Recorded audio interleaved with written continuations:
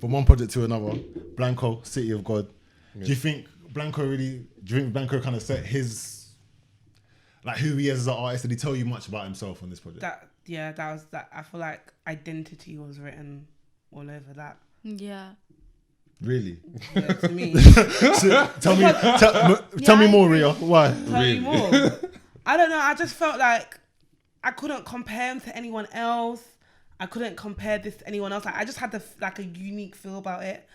I can't explain it. It's just the way he raps, all the random, not random, but the random references. Beats not even that. Okay. The random beats he jumped on, it's just. I don't even think like they were random though. I heard some stuff that I wouldn't hear like other people decide. Oh yeah, I'm gonna. Well, we know that Blanco has that sound, doesn't exactly. it? Exactly. That's what I'm saying. It's just all him. Like I agree. Yeah. And he didn't just give you that sound though, because he was accused of that when he was going on a run of singles. Obviously, he actually jumped on some like more classic sounding drill songs as well. Yeah. So he mixed it up in that sense. But in terms of like, it was a project, innit? It was a whole project that you got from Blanco. Do you feel like you learned anything more? Do you feel like he was more introspective? Yeah, definitely. I feel like Safe Space, we got to see a side to Blanco that we didn't. I was like, what? The psychology thing? Yeah. Oh my days. I was like, no, you did that. No, it's not real. I was literally like, he's in a song. Like, no, I was like, you know when it goes, the album's done and then it plays. I was like, yeah.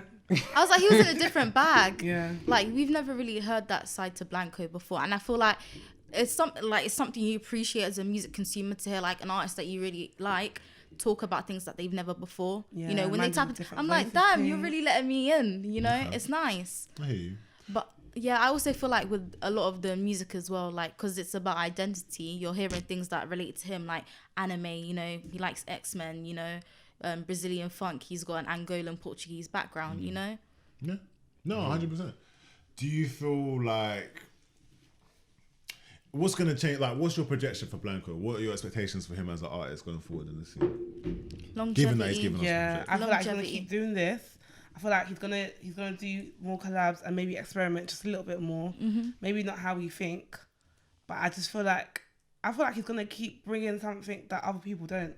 Yeah, and I feel like a lot of people are gonna try and like take his flow, or not take his flow, but gonna try and copy what he's doing.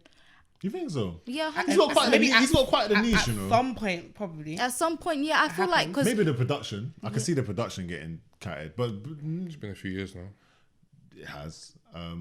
Yeah, it has for sure. Blanco's style though, I like it. Blanco's style is really unique, but I don't see people running with that so much. I think I'd be interested to see how Blanco kind of adapts his style and gets more versatile as he goes on. Because as much as there's a niche that he's captured, I think he still has a way to go in terms of being like a rounded artist, and that's not even a knock to him at all, because I actually like the music he's creating. But I think there's more to come from Blanco. But I agree he's here for the long haul, and I think he is carving out like a true kind of fan base for him. Yeah. Whereas you see some people, and I think they're just out here running up numbers. I think Blanco's out here gaining fans. He actually like, it's art to him. Like you see, if someone was painting, someone might paint something that maybe Picasso painted so that it can sell, but he's just doing what he wants to do, kind of thing. Yeah, because a lot of the songs he like release like snippets on like social media and stuff, and like one of the songs like Pain, like if you've watched anime, like it's from the anime Naruto, like it has chords of like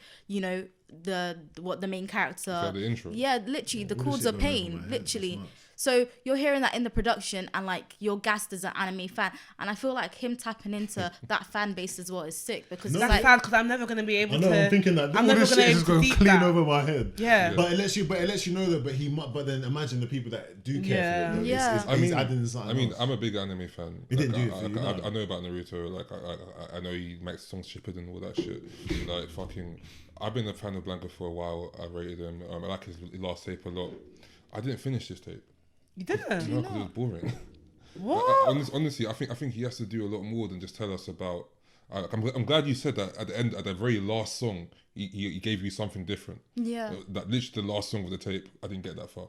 But before that, like all the anime talk, all that shit, I've heard it before. Like, and I like anime, but I don't care. So tell me something new about you. So like I hear what Fella's saying as well. Like you need to give us some more, especially with the fans that don't know about anime.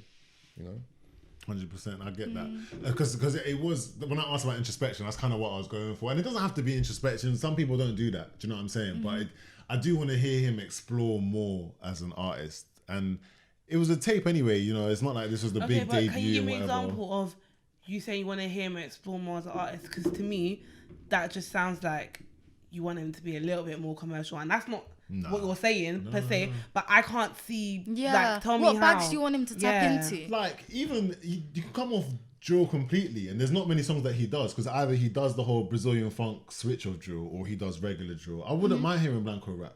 Like just Blanco rap on a slower tempo. And his style is very distinctive. Very distinctive, and I think rap would take him out of that style a bit. It would force him to adapt it at least, because his voice is very distinctive too. Yeah. And I'd like to hear his voice at a different pitch, at a different delivery. Yeah, it's a great voice. That's Sounds the thing. like it's just going like this. Sorry.